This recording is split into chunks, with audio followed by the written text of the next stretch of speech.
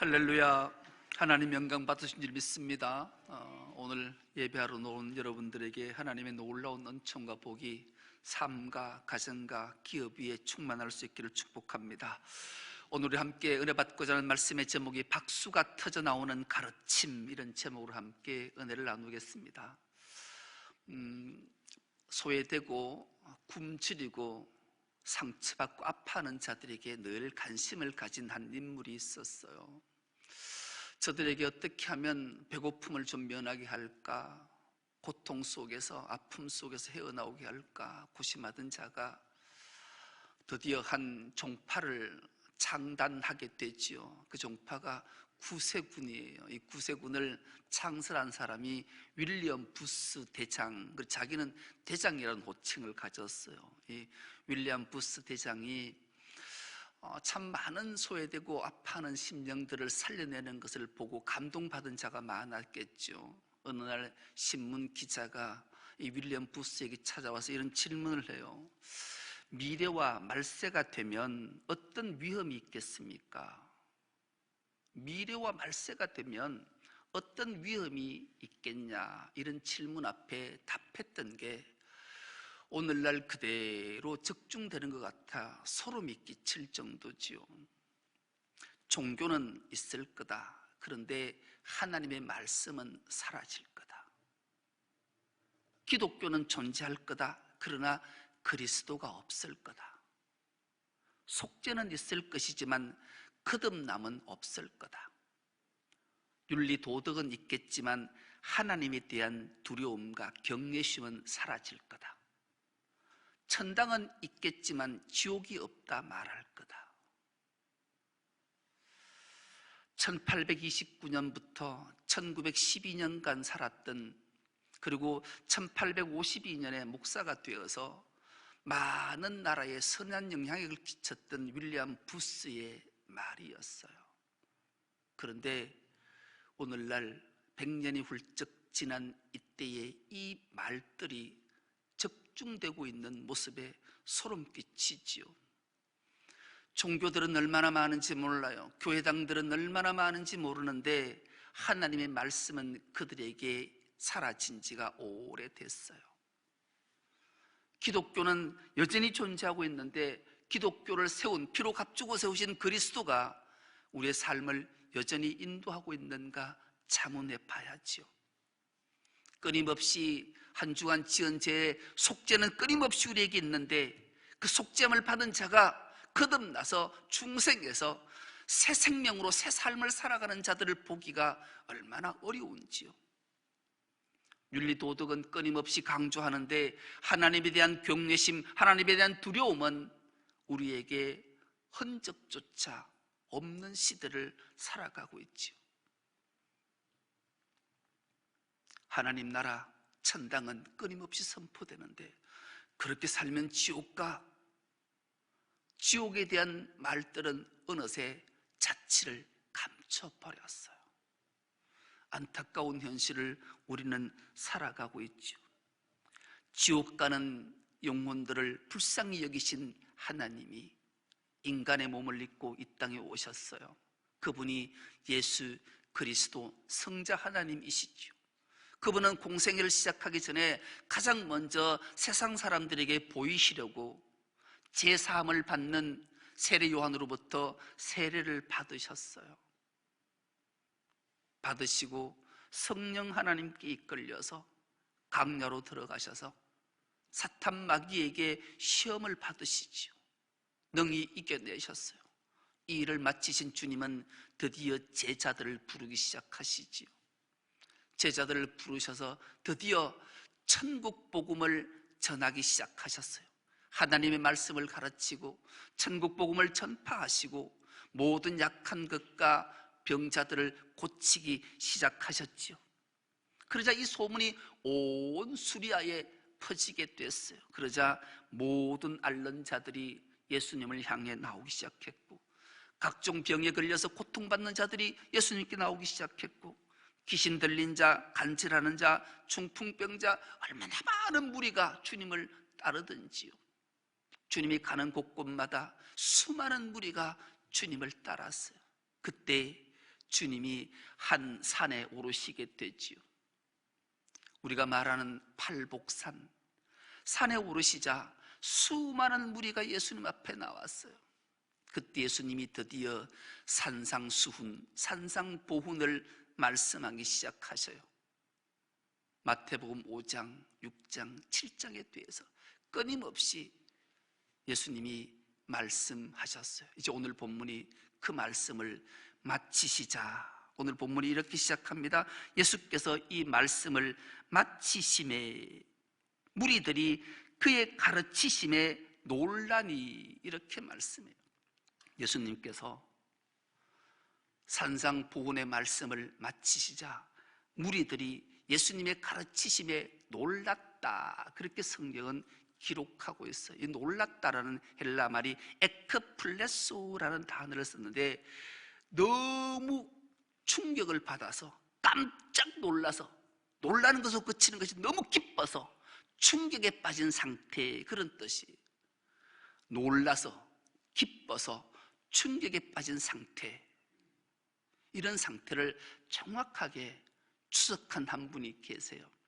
유진 피터슨이라는 목사님이신데, 이분은 성경을 쓰셨어요. 성경을 기록하시고 번역하신 거죠. 그래서 유진 피터슨 목사, 유진 피터슨 성경이라는 게 있는데요, 이 성경은 오늘 본문을 이렇게 주석해 놨어요. 이 본문은 뭐라고 주석해 놨냐면, 예수께서 말씀을 마치시다 박수가 터져 나왔다.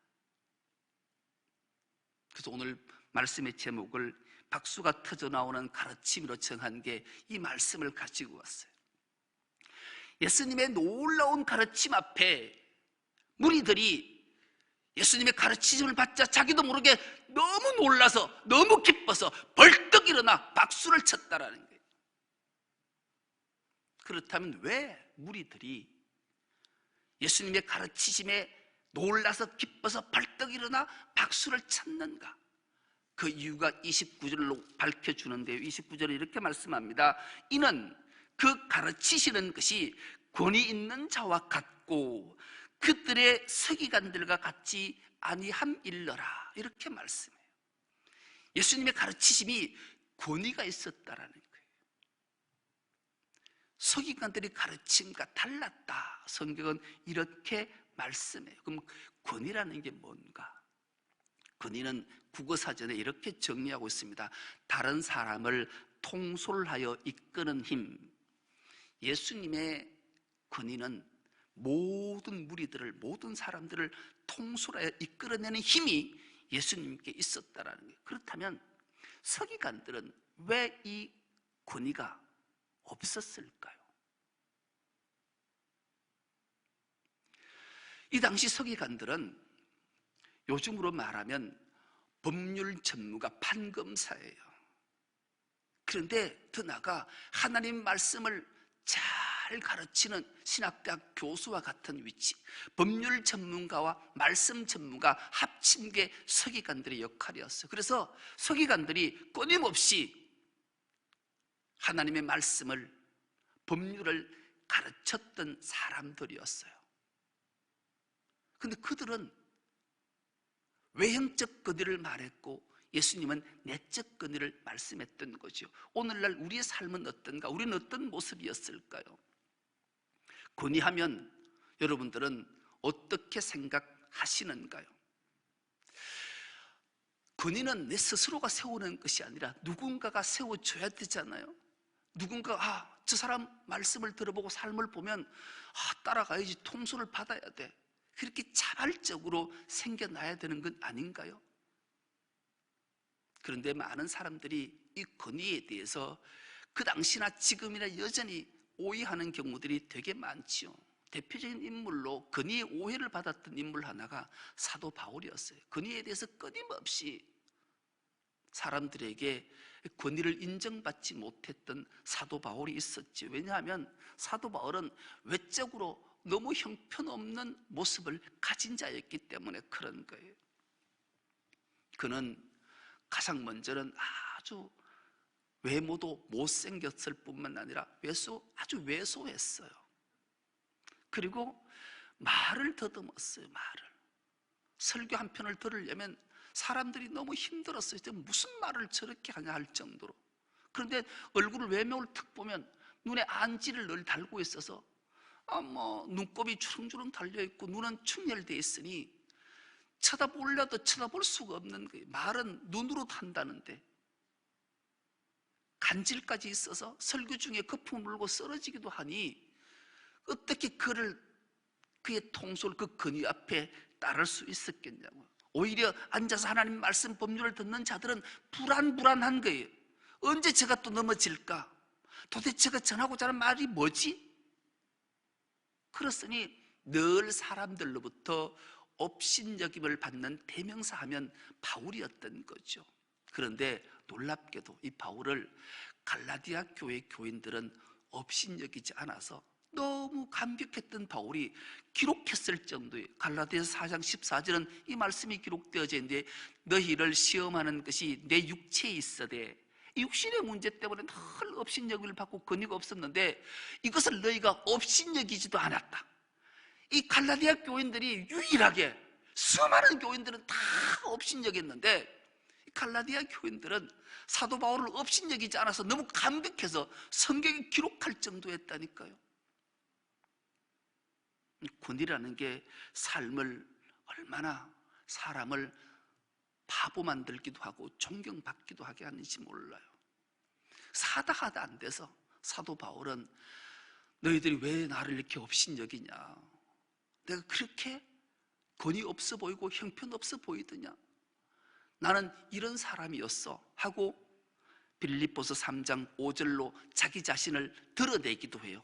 나는 태어난 지 8일 만에 할례 받았다. 이스라엘 족속이다. 그 중에 너희들이 가장 두려워하고 인정해주는 베냐민 지파의 소속이야. 히브리인 중에 히브리인이야. 율법으로는 바리새인이야. 613가지를 하나도 어김없이 살았던 사람이 바로 나야.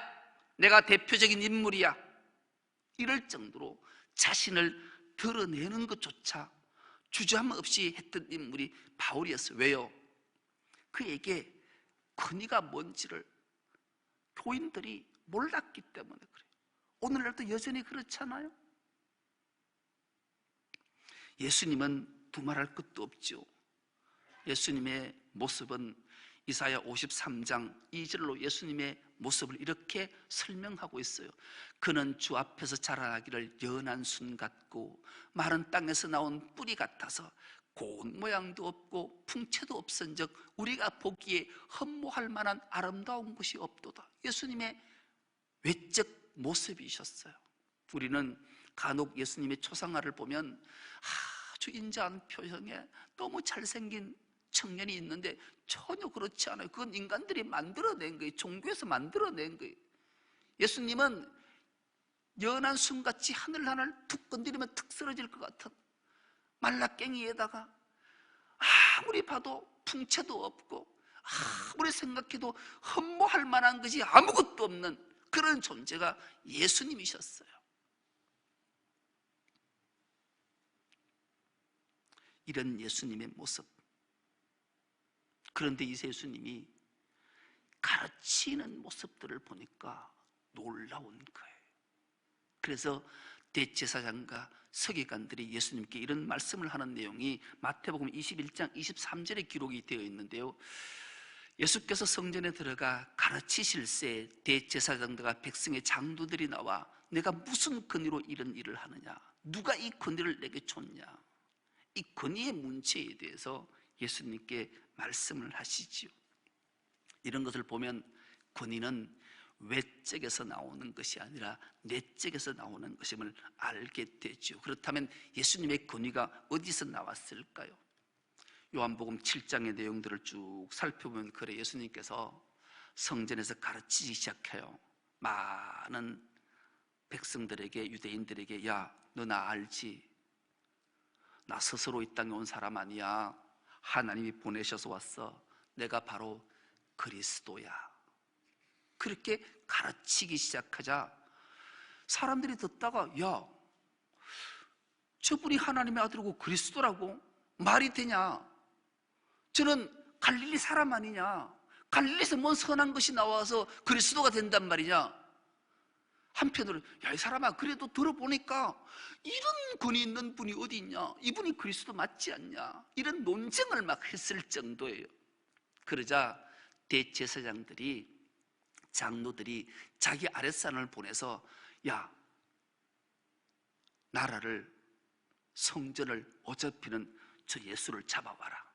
아랫사람들을 보냈어요. 아랫사람들이 예수를 잡으러 오지요. 그런데 보냈던 자들이 그냥 돌아온 거예요. 왜 너 그냥 돌아왔냐? 이렇게 물으니까 이런 답을 내요. 요한복음 7장 46절인데요. 아랫사람들이 대답하되 그 사람이 말하는 것처럼 말한 사람은 이때까지 없었습니다. 대제사장들의 윗사람의 상전의 명령을 받아 예수를 잡으러 갔는데, 잡으러 가서 보니까 예수님이 하나님의 말씀을 가르치시는데 이때까지 들어보지 못한 기막힌 말씀을 해서 차마 잡지를 못해서 그냥 돌아왔습니다. 예수님의 말씀을 들어보니까 동의할 수밖에 없습니다. 그런데 어떻게 그분을 잡겠습니까? 그분은 그리스도가 맞습니다. 이렇게 대답할 수밖에 없었던 거예요. 지금까지 그 서기관들의 가르침을 받았을 때는 마음에 짐만, 부담만 가득 차 있었는데, 예수님의 가르침을 듣고 보니까 너무 권위가 있어서 자신도 모르게 벌떡 일어나 박수를 칠 수밖에 없고 동의할 수밖에 없어서 차마 주님을 잡지 못했다라고 성경에 기록할 정도지요. 예수님의 가르침은 그렇게 사람들의 심령을 울렸던 거예요. 그렇다면 어떤 말씀이 이 무리들에게 심령을 울려서 대제사장의 명령조차도 거부하고 주님을 잡을 수 없었을까? 서기관들과 같지 않았기 때문이다 말씀하는 거예요.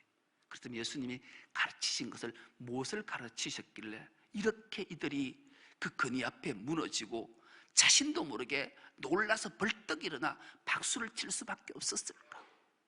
산상보훈 5장, 6장, 7장의 내용을 딱 함축하면 딱 두 가지 때문에 이들은 자신도 모르게 놀라서 기뻐서 벌떡 일어나 박수를 칠 수밖에 없었던 거예요. 가장 먼저 첫 번째는 예수님이 이들을 향해 가르치신 단어 하나가 등장하게 돼요. 그 단어는 바로 하늘에 계신 하나님을 아버지라 불렀다.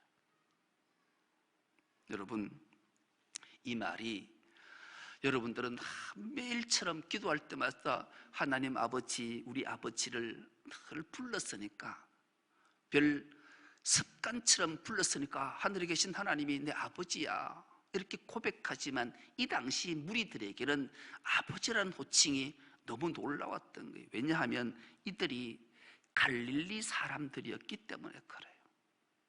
여러분, 갈릴리가 어떤 곳인가? 마태복음 4장 15절에서 16절은 이곳을 이렇게 정의하고 있는데요. 서불론 땅과 납달리 땅과 요단강 저편 해변길과 이방의 갈릴리여. 이래 이방은 하나님을 모르는 사람들을 가르치는 말씀이에요. 하나님의 백성이 아닌 자들을 이방인이라고 말씀했던 거죠. 그리고 이들은 흑암에 앉은 백성, 죽음의 백성들이 이런 자들이었기 때문이었던 거예요. 이들은 유대인이에요. 이스라엘 백성들이에요. 그런데 유대인들부터, 정통 유대인들부터 사마리아인처럼 이방인 취급을 받았던 거예요. 그들하고 말도 섞지를 않았어요. 그래서 이들을 향해 히브리 말로 이들을 암하레츠라고, 땅의 사람들이, 땅의 백성들이라고 아주 천시하고 갈시하고 쓸모없는 존재들, 사망의 자식들, 이렇게 표현했던 자들이, 그렇다면 왜 이들이 이렇게 정통 유대인들로부터, 서기관들로부터 그렇게 쓸모없는 존재들로 소외받는 삶을 살았어야 했을까요? 역사적 유래는 늘 설명을 드려서 알겠지만, 아수르가 침공해서 거기에 혼혈족들이 생겨나기도 했고, 버림받은 자들이 모인 단체의 삶을 살았던 곳이었기 때문에 그들. 그러니 갈릴리, 우리가 성지순례에서 가서 갈릴리 지방을 한번 가봤지만 척박하기 거지없어요. 큰 호수, 바다 하나 있고 그 주위에는 땅이 너무 척박해요. 그런데 여기에 사는 세 부류의 직업을 가진 자들이 있었어요. 첫째는 어부들이지요. 어부들이 가장 많았어요. 갈릴리 호수에서 나는 고기를 잡아서 생계를 유지하지요. 거기에 어부로 부름받지 못한 자들은 할 수 없이 일용직 노동자로 하루의 삶을 살았어요. 그리고 그조차 안 되면 그 척박한 땅을 일구어서 농사를 지어서 겨우 입에 풀칠하는 이 세 부류의 사람들이 살았기 때문에 그런 거예요. 이들은 안식일이 돼도 안식일을 지킬 수 없는 거예요. 가족의 생계 유지를 위해서 거룩한 안식일조차 지키지 못해서 늘 힘들고 어려운 삶을 살았던 거죠. 그래서 이들은 늘 먹을 것, 입을 것, 마실 것 걱정하며 사는 존재들이었어요. 그런데 이런 자들에게 예수님이 가르치시기를 시작하는데, 너희 아버지께서, 너희 아버지가, 네 아버지가, 너희 하늘 아버지가 끊임없이 이스라엘을 향해서 그분이 너희 아버지다. 그래서 너희가 무엇을 먹을까? 무엇을 마실까? 무엇을 입을까? 염려하지 마라. 공중에 나는 새 봐라. 아버지가 먹이신다. 들에 나는 백합화 봐라. 너희 아버지가 기르신다. 하물며 너희일까 보냐. 너희 아버지가 너희 먹을 것, 입을 것, 마실 것 책임져 줘. 왜? 너희 아버지 되시니까. 끊임없이 이 아버지를 말씀하는 거예요.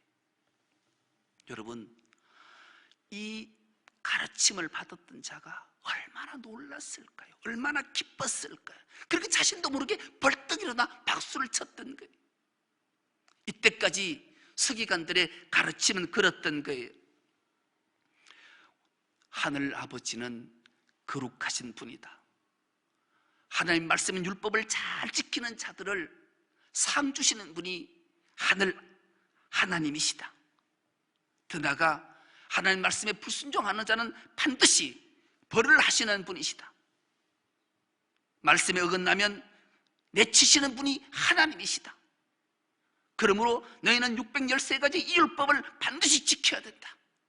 끊임없이 서기관들은 이것들을 가르쳤는데 예수님은 그것을 가르치질 않으셨던 거예요. 그래서 깜짝 놀랐던 거예요. 오늘날 우리의 교회 안에서는 이런 것들을 가르치지는 않는가요? 예수님은 종교에 대해서는 단 한 번도 가르친 적이 없으셨는데 지금 우리 작금의 교회 형태들은 교리하고 이런 것들을 가르쳐서 기복신앙을 가르쳐서 이것들 속에 빠져 있어 매몰되어 있지는 않는지 물어봐야 돼요. 지금 많은 하나님을 믿는 그리스도인들이 하나님을 아버지라고 부르고는 있는데 이 코로나19 바이러스로 인해서 성전에 나와 예배하지도 못하는 것 때문에 마음에 같은 교인들끼리 목회자들도 비난 때문에 부끄러움 때문에 자책하고 몸부림치는 자들은 없는지요? 여러분, 지금 영상으로 예배드리는 총선의 견속들 마음의 자유함을 얻으십시오. 하늘 아버지, 우리 아버지께서 괜찮아, 얼마나 힘들지, 아프지, 네 있는 자리에 내가 있으니까 걱정하지 마. 그렇게 주님은 말씀하는 거예요. 예수님이 이것을 가르치는, 그러니 서기관들의 가르침과 달랐던 거예요. 그래서 그들이 너무 놀라서 너무 기뻐서 벌떡 일어나 박수를 쳤던 거죠. 이것이 서기관들과 예수님의 가르침의 하나였어요. 두 번째는 서기관과 바리새인과 대제사장의 관심은 종교에 있었고 예수님의 관심은 그들의 삶에 있었던 거예요. 이것이 달랐던 거예요. 마태복음 5장 23절에서 24절은 이 말씀이 기록되어져 있는데요, 이 말씀 우리가 한 목소리로 한번 합독해 보면서 시작. 그러므로 예물을 제단에 드리려다가 거기서 내 형제에게 원망 들을 만한 일이 있는 것이 생각나거든 예물을 제단 앞에 두고 먼저 가서 형제와 화목하고 그 후에 와서 예물을 드리라. 아멘. 산상보훈에 들어있는 말씀이잖아요. 삶에 대해서 말씀하는 거예요. 종교인들은, 서기관들은 안식일을 거룩히 지켜야 된다. 하나님 앞에 예배할 때, 제사할 때 반드시 제물이 있어야 된다. 그리고 하나님과 성전에 끊임없이 봉사해야 할 일 게을리해서는 안 된다. 이것만 가르쳤던 거죠. 그런데 예수님께서는 제사를 드리러 와서 제물을, 예물을 제단에 드리기 전에 내가 지난주에 이틀 전에 누구하고 다퉜던 일이 있었지? 이것이 생각나거든. 그 제물 그 앞에 두고 제사 전에 가서 화목하고 오거라. 제사도 중요하지만 제사보다 훨씬 더 중요한 것은 인간관계 회복이 훨씬 중요하다. 삶이 얼마나 중요한지 몰라. 그것을 가르치시고 말씀했던 거죠. 형식에 얽매여서 외면한 삶을 살면 안 된다. 너희들은 하나님을 의식하면서 사람을 의식하는 삶을 살아야 된다. 안식일, 주일 성수 중요해, 예배 제사 중요해, 봉사 선교 교육 중요해. 그러나 그 더보다 중요한 것은 사람과의 관계, 하나님의 관계가 훨씬 더 중요한 거다. 이것을 예수님이 가르치셨던 거예요. 예수님은 하나님을 아버지라고 부르고 믿고 염려하지 않는 삶을 가르쳤을 뿐만 아니라 엄밀한 중에 보시는 하나님 앞에 네가 어떤 삶을 살아야 되는가?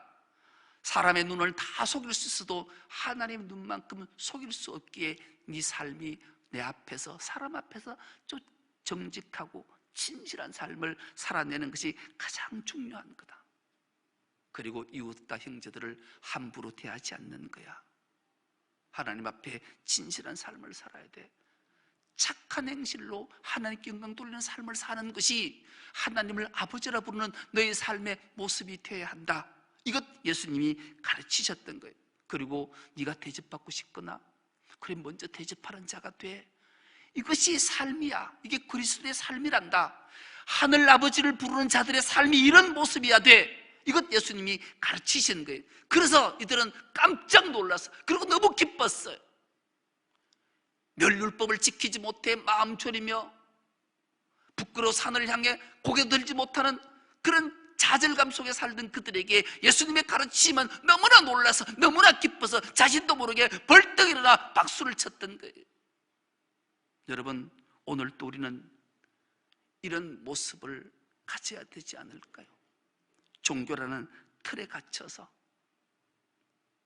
내 삶은 뒷전인 채 늘 마음의 부담을 갖고 사는 것, 하나님은 기뻐하지 않으시는 거예요. 이제 우리가 진짜 하나님을 우리 진짜 아버지로 부른다면 저염을 얻고 삶으로, 착한 행실로 하나님께 영광을 올려드려서 정말로 우리 모두가 우리의 삶이 그런 삶을 살아서 우리 한 사람 한 사람의 삶이 세상 사람들이 보고 자신도 모르게 벌 놀라서 기뻐서 벌떡 일어나 우리 충성로교회 건속 이름을 부르며 박수치는 그날을 만들어내므로 하나님을 기쁘시게 하는 우리 모두가 될 수 있기를 간절히 기도합니다. 하나님 아버지, 고맙고 감사합니다. 복된 주일 주님 앞에 나와 예배자로 서게 하시고 하나님 말씀으로 다시 한번 결단할 수 있도록 은총 주심도 감사합니다. 우리 모두가 박수가 터져나오는 가르침을 받았기에 우리의 삶이 세상으로부터 박수를 받는 삶이 될 수 있도록 은혜를 더하여 주옵소서. 감사드리오며 예수님의 이름으로 기도드리옵나이다. 아멘.